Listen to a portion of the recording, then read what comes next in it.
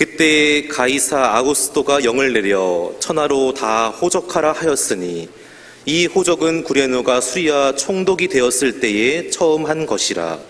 모든 사람이 호적하러 각각 고향으로 돌아가매 요셉도 다윗의 집 족속이므로 갈릴리 나사렛 동네에서 유대를 향하여 베들레헴이라 하는 다윗의 동네로 그 약혼한 마리아와 함께 호적하러 올라가니 마리아가 이미 잉태하였더라.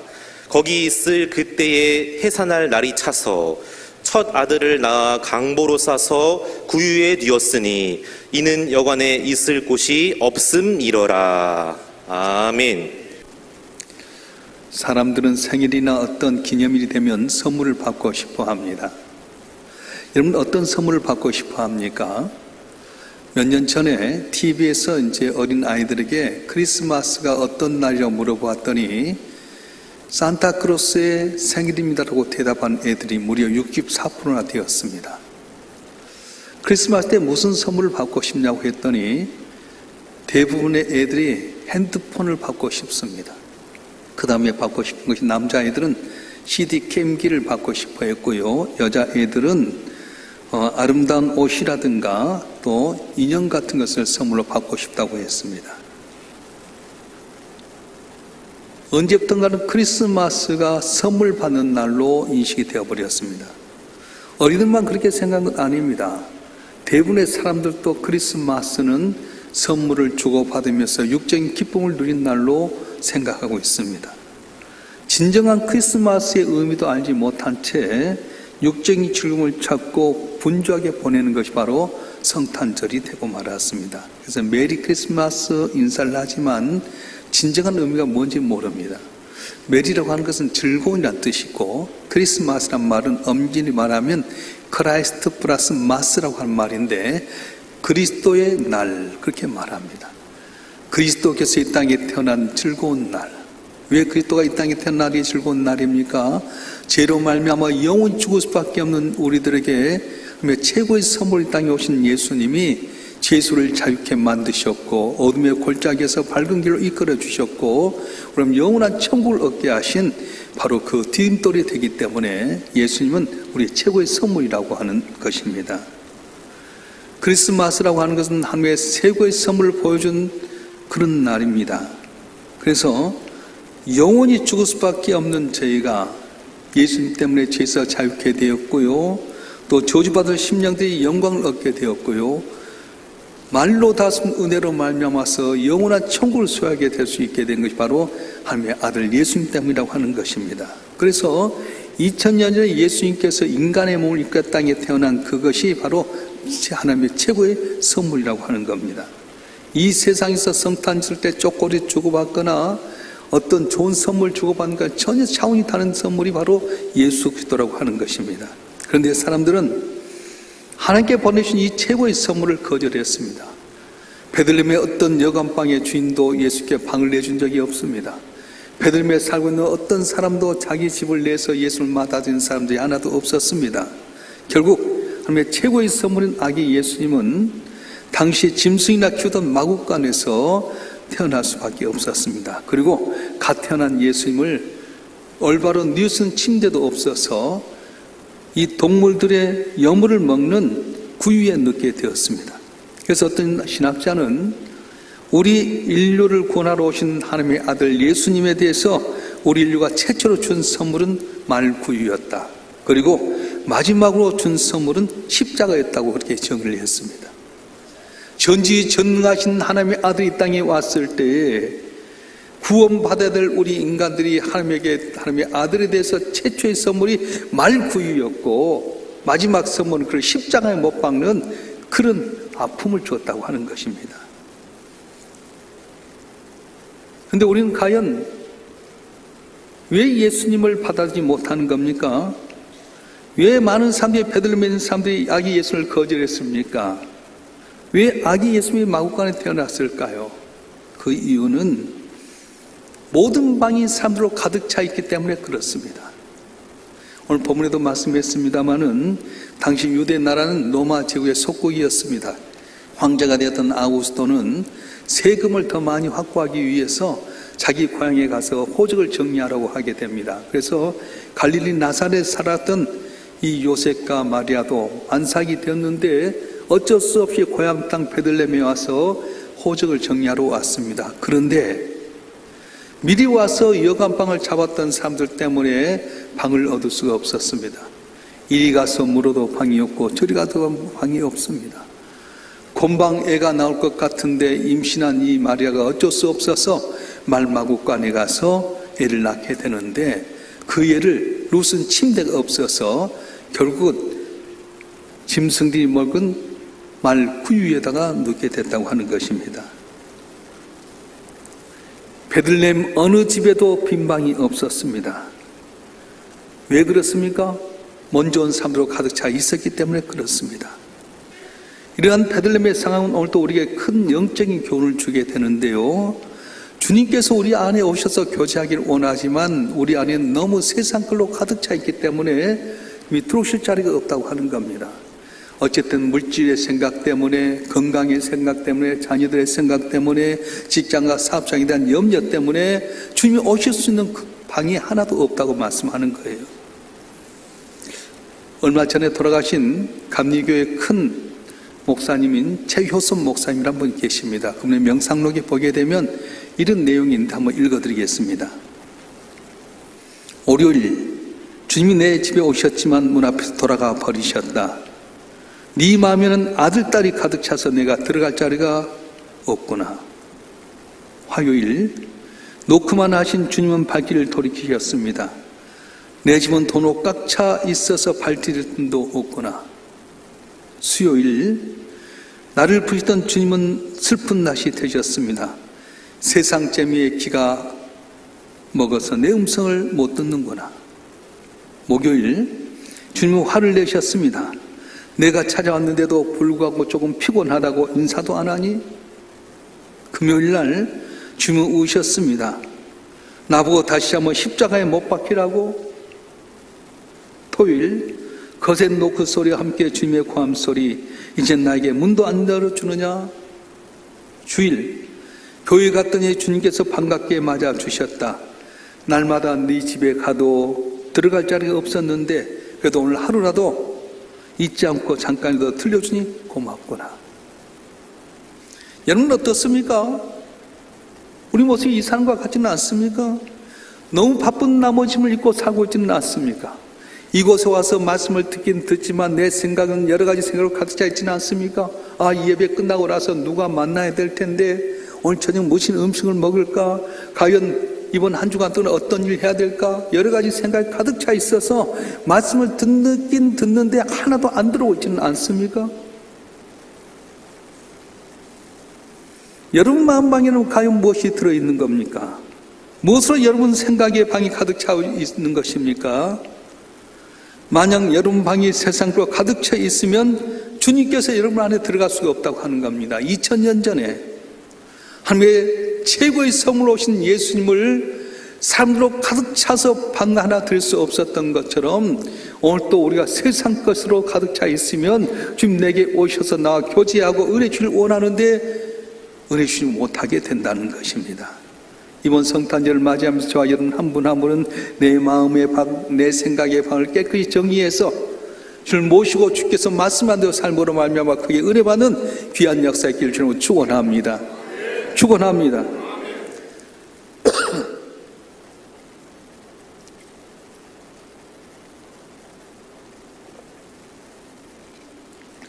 왜 하나님의 최고의 선물인 아기 있음이 이 땅에 태어났는데 그들은 예수님을 하나도 모시지 못했을까요? 영적인 무지 때문이라고 하는 겁니다.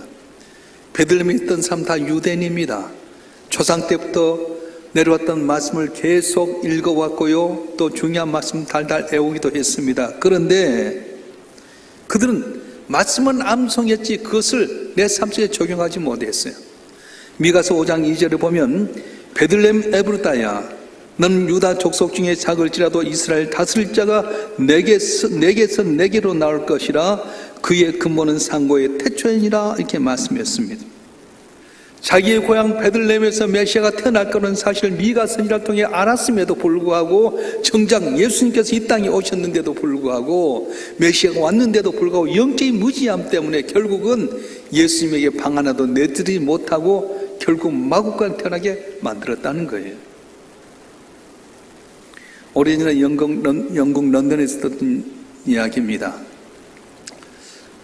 한 여름밤에 이렇게 농촌을 지나가던 한 여인과 또 몇몇의 사람들이 가다가 비가 쏟아지기 때문에 가까이 있는 농가에 가서 우산을 좀 빌렸습니다. 우산 좀 있으면 빌려주면 좋겠습니다. 그때 이 농가의 주인은 자기 집에서 제일 쓸모없는 다 떨어진 우산 하나를 그냥 생각 없이 주었어요. 감사합니다 하면서 받아갔던 사람은 자기들이 모시고 온 여자 주인에게 우산을 씌워서 돌아갔습니다. 그 다음날 좋은 봉투에다가 이렇게 인사말 같은 우산을 가지고 왔어요. 그래서 그 봉투를 이렇게 열어보니까 거기에는 우산을 빌려서 참 감사합니다. 그리고 사인이 하나 있었는데 어제 가져왔었던 그 여자 주인의 글이었어요. 엘리자베스 여왕.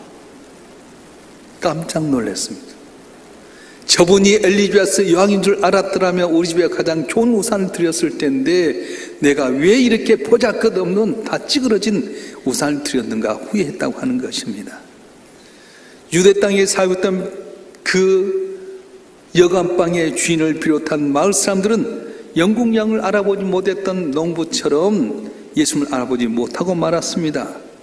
만왕의 왕이시오 만주의 주님이라고 하는 예수님께서 베들레헴에 탄생했건만은 사람들은 그걸 알지 못했습니다. 왜요?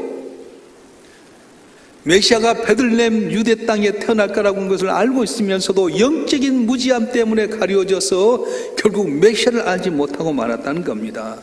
우리는 어떻습니까? 성탄 선물을 주면서 성탄 카드는 주고받으면서 아름다운 성탄 틀을 보면서 사진 찍으면서도 예수님께서 이 땅에 우리를 구원하기 위해서 온 하나님의 선물로 오셨음에도 불구하고 그걸 깨닫지 못하고 인간적인 눈으로만 바라보고 즐거워하고 느끼는 성탄절은 아닙니까? 이번 성탄절만큼 예수님 누군 줄 확실하는 여러분이 되었으면 좋겠습니다. 영적으로 무지하면 후회하게 됩니다. 이삭의 아들 쌍둥이 아들이 있었습니다. 에서와 야곱인데요. 에서가 태어난 다음에 발 뒤꿈치를 갖고 간신히 뒤로 간반에 차려 태어났던 야곱이라는 아들이 있었습니다. 그 집의 장자는 아버지의 장자의 명분을 이어받게 된 장자의 명분은 뭐냐? 아버지가 받을 축복을 다 받게 되고 아버지 재산도 받게 되는데 둘째로 태어났던 야곱은 언제나 둘째이기 때문에 받지 못한 안식음이 있었습니다. 할아버지 아브라함이 받았던 복, 아버지 이삭이 받았던 복을 사모했던 야곱, 어떻게 하면 이 영적인 축복을 받을까 고민하고 염려합니다. 그런데 에서는 당연한 걸로 알았어요. 어느 날 사냥을 나갔다가 돌아오는데 피곤했습니다. 배도 고팠습니다. 그런데 어디서 자기가 좋아하는 팥죽 냄새가 났습니다. 팥죽이 어디 있지? 마치 야곱이 팥죽을 만들었어요.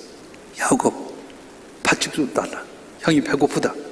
형, 내가 맛있는 팥죽 해주냐? 그냥 줄 수 없어. 어떻게 할까? 형이 아버지께 받은 장자의 명분을 내게 주어. 내가 팥죽 줄게. 장자의 명분이야. 에서는 장자의 명분 따위 필요 없다. 너 가져라. 팥죽 달라. 그래서 팥죽을 한 그릇 다 줬는데 너무 맛있어서 한 그릇 아니라 두째 그릇도 다 먹었어요. 그런데 팥죽의 장자의 명분을 팔아버렸는데 나중에 에서가 땅을 치면서 후회하게 되는 겁니다. 하늘마다 안 되니까 결국은 내가 안 되는 것 야곱 때문에 해서 바단 아람에서 거부가 되어서 돌아온 야곱을 칼로 죽이려고 준비했던 에서였어요. 근데 어떻습니까? 영적으로 장자의 명분을 억지로 원했던 야곱의 편이 되신 하나님께서는 에서의 마음을 돌이켜서 야곱에게 자기 있는 땅까지 주고 떠나게끔 만들어 주셨어요. 여러분, 영적인 눈이 어두워지면 메시아가 진정 하나님의 최고의 선물을 알지 못할 때가 많습니다.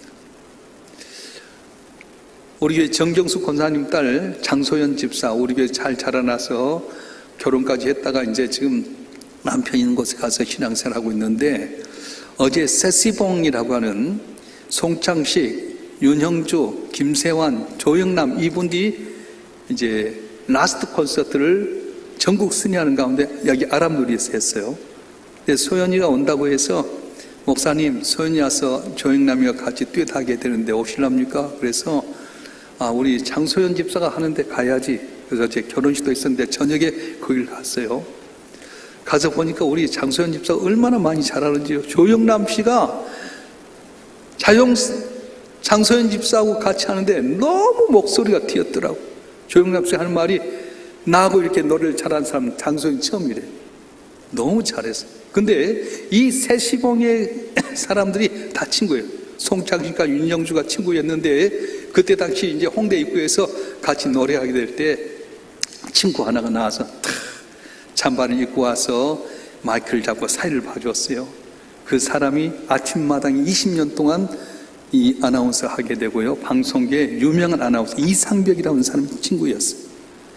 그래서 여러분 세시봉 마지막 파이널 공연을 하게 되는데 이상벽을 오늘 사회자로 서게 해서 박수가 나왔어요. 이상벽 씨가 딱 나와서 하는 말이 야, 참 가수들은 자기 하고 싶은 노래 다 하다가 돌아가면 돈도 받는데 나는 사회하면 돈도 못 받는다고. 그래서 이제 줄기세포가 돼서 자기가 줄기세포 하는 사람 찾아갔대요. 줄기세포에서 복지하면 사람이 몇몇 나옵니까? 나온대. 그러면 난 4명만 만들어 달라고. 하나는 아나운서 이상벽, 하나는 가수 이상벽, 탤런트 이상벽, 하나는 내가 또 우리 집에서 해야 되니까 가장으로서 이상벽. 그랬더니 하는 말이 그렇게 되니까 시간이 좀 많이 걸린대. 그러던 가운데 어느 날 미국에서 기가 막힌 기계가 나타났답니다. 하나를 넣으면 둘이 되게요. 둘 넣으면 넷이 되는 기계가 나타나서 잘 됐다 싶어가지고 거기다가 이미자를 였대요. 그랬더니 3미자가 되어 나왔더래. 내가 그러고 이거구나. 줄기세포에서 아무리 복제해도 이미자를 넣어봤자 3미자밖에 안 되는 상황 가운데 누가 우리 인간을 구원할 수 있겠습니까? 우리 인간은 영원한 지옥에서 번져내고 구원받게 하고 영원한 천국에 갈 수 있게 하는 건 하나님의 아들 예수님밖에 없는데 영적인 무지함 때문에 오늘 또 많은 사람들이 예수의 복음 전하면 알지 못한다는 거예요. 박사도 모릅니다. 돈 가진 재벌도 모릅니다. 권력 가진 사람도 모릅니다. 영적인 무지함 때문에 예수님이 하나님의 아들인 줄 모를 때가 많다는 거예요. 그럼 물어보겠습니다. 예수님이 하나님의 최고의 선물인 거 믿습니까? 예수님이 하나님의 아들인 거 믿습니까? 그분이 내 죄를 위해서 십자가에 못 박혀 죽였다고 벌하신 거 믿습니까? 다시 재림할 거 믿습니까? 그렇습니다. 예수님만이 하나님의 아들이고 최고의 선물인데 영적인 무지함이 있으면 알지 못하게 된다는 거예요. 그래서 오늘도 교회 나오지만 이걸 모르기 때문에 예배할 때도 신령과 진정이 아니라 건성으로 다른 것에 많은 생각이 있을 때가 많아요. 이 시간 저와 여러분 한 분 한 분 마음의 방에 있는 여러 가지 세상 것 다 털어버릴 줄 알고 축원합니다. 영연히 뛰어지기를 원합니다. 아무리 눈 떠서 백내장 제목 희미하게 보이잖아. 영적인 백내장이 걷어질 줄 알고 축원합니다. 할렐루야. 왜 하나님의 최고의 선물인 예수님이 오셨는데도 불구하고 그들은 영접하지 못하고 말구에 집어이었습니까? 너무 바빴기 때문에 그렇습니다. 먹고 사는 일에 너무 바쁘다 보니까 이 아기 예수님 탄생에 대해서는 관심도 없었습니다. 어디에서 출생하든 그들에게 상관이 없었습니다. 돈벌이만 급급하고 말았습니다. 우리 주에도 보면 너무 바쁜 생활 때문에 신앙생활 잘하지 못한 분이 너무 많아요. 결석자들이 있을 때 우리가 전화합니다. 권사님, 지난주에 못 보셨는데 어떻게 못 오셨습니까? 아이고, 집안에 결혼식이 있어서 못 왔어요. 집사님, 지난주에 못 나왔는데 어떻게 못 나오셨습니까? 김장 담느라고 힘들어서 못 나왔어요. 아이고, 집사님 왜 못 나오셨어요? 부부간에 결혼 기념일이 있어서 해외가 아니라 못 나오셨어요. 물론 좋습니다. 세상 살면서 결혼식 참여해야죠. 김장도 참아야지요. 결혼 기념도 같이 여행도 즐겨야. 그러나 그것보다 더 중요한 것은 뭐냐? 바로 하나님의 아들 예수님을 내 안에 모시면 우선순위를 거기 두고 살 텐데 그러지 못하기 때문에 오늘날 우리가 믿노라 하지만 능력도 기적도 안 나타나게 된다는 거예요. 인생의 가장 중요한 일을 놓칠 정도로 바쁘게 사는 것은 축복이 아니라 저주라고 하는 겁니다. 인생에서 가장 중요한 일을 놓칠 정도로 바쁘게 사는 것, 축복 아니라 저주라고 하는 거예요. 물론 오해하지 마세요. 바쁘게 사는 것 잘못됐다는 건 아닙니다. 게으르지 말고 부지런히 살라고 하는 것 성경의 말씀입니다. 성경이 일하기 싫으면 먹지도 말라고 말씀하셨습니다. 우리 열심히 살아야 됩니다. 그런데 예수의 관심은 어디 있습니까? 얼마나 바쁘게 사느냐가 관심이 있는 것이 아니라 무엇을 위해서 그렇게 바쁘게 사느냐, 그게 중요하다는 거예요. 지구촌교회 이동훈 목사님이 썼던 글 가운데 보니까 이런 내용이 있었어요. 2차 세계대전에서 독일이 패망하게 된 결정적인 원인이 있었답니다. 2차 세계대전 때 히틀러가 제일 신뢰했던 장군이 누구냐면 사막에 있는 롬멜 장군이었어요. 롬멜 장군은 독일이 유럽과 전 세계를 지배하기 위해서는 자기들이 이미 정복했던 프랑스 땅을 지키는 건데, 그래서 프랑스 남부 해안 쪽에다가 요새를 지어놓고 잘 지키는 것을 최선을 다했답니다. 그런데 1944년 5월 말경에 마침 그곳에 날씨가 좋지 않게 됐답니다. 안개가 자욱에 끼게 되고요, 물살도 치고, 그래서 이때는 적이 오지 못하겠구나. 근데 마침 자기 아내의 생일이 있어서 이분이 1944년 6월 6일 날 아내의 생일이었기 때문에 휴가를 내서 베를린으로 돌아왔어요. 그런데 롬멜 장군의 아내의 생일 그 다음날 새벽에 연합군이 노르망디 상륙작전이 시작되게 됐다는 소식을 듣게 됩니다. 그때를 기점으로 해서 전쟁에 묻은 독일군에서 연합군을 넘어가게 되고 결국은 독일이 패배하고 말았습니다. 유럽의 역사가 바꿔지게 됐다는 것입니다. 사소한 일 때문에 엄청난 비극이 일어날 때가 종종 있습니다. 여러분, 땀 흘려 일하는 건 나쁜 것 아닙니다. 우리가 자녀를 양육하거나 또 어려운 사람들 돕거나 성교할 때 필요한 건 돈이지 않습니까? 돈 벌어야 됩니다. 그런데 돈 때문에 가장 중요한 걸 놓쳐서는 안 된다고 하는 것입니다. 바쁘게 사느라고 하나님께 주신 최고의 선물이 되신 예수 그리스도를 놓쳐서는 안 된다고 하는 것입니다. 누가복음 10장에 보면 예수님께서 마르다와 마리아의 집을 찾아갔습니다. 마르다는 주님이 오셨기 때문에 음식을 준비하러 분주하게 일합니다. 그런데 마리아는 예수님 앞에서 말씀을 듣는 걸 듣고 있었어요. 주님 대접하려고 하는데 혼자만 오십니까? 12제자 따라오자잖아요. 그래서 마르다가 열심히 일하는데 마리아가 와서 도와줬으면 좋겠는데 도와주지 않는 거예요. 그래서 마르다가 주님께 불평합니다. 주님, 나는 주님 위해서 이렇게 분주하게 일하고 있는데 마리아는 주님 앞에 말씀만 듣고 있습니다. 그 중에서 내게 와서 일 좀 하라 해주세요. 그랬더니 주님 뭐라고 말씀합니까? 마르다야, 마르다야, 내가 많은 일로 염려하고 근심하나 몇 가지만 하든지 혹은 한 가지만 더 족하니라. 마리아는 이 좋은 일을 택하였느니라 말씀하셨어요. 봉사한다고 섬긴다고 너무 분주하다 보니 예배를 소리하면 안 됩니다.